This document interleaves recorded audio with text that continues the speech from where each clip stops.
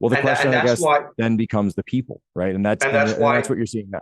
and the military, and we'll get to that because the Brazilian Constitution is very interesting, and I've kind of done some And deep dives on, that is the what it biggest says. part of me. So yeah, walk us through where you were, but I do want to get to this point about the military's role, and it's obviously a sensitive topic. But Yep, when people need to understand though is that there is a constitutional role for the military in Brazil 100%. that we do not have reflected in the U.S. So please, Matt, continue. Yeah.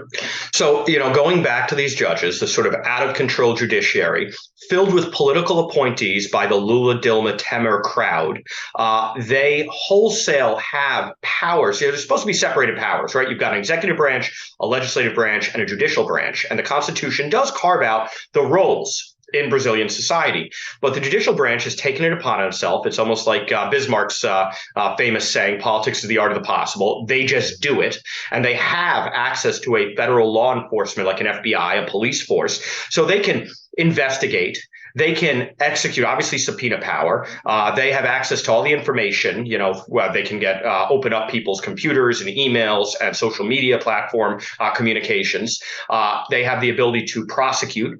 They have the ability to judge. They have the ability to sentence. I liken it to, imagine if in the U.S. we had a body that had all the powers that Eric Holder, Adam Schiff, Sonia Sotomayor, state AGs, congressional committees, all wrapped up into one, where they can go after their political enemies, open them up, expose them, arrest them, claim there's some sort of criminal investigation, and then sentence them. And this is what they're doing. And they really should not have, according to the constitutional structure, all these mixed roles together, because it is at odds with keeping the guardrails in place in a free society. But they've been doing it, and Bolsonaro has been fighting it, but with the entire media complex in Brazil in the bag for the Lula crowd, for the judges. Even right now with the protests, the mainstream media says one of two things: either it's not happening, or the protesters are thugs who deserve to be punished by the law. Yeah, insurrectionists, where have I heard that one before? Oh no, they're already running. I read that about myself all the time from Brazilian lefties that,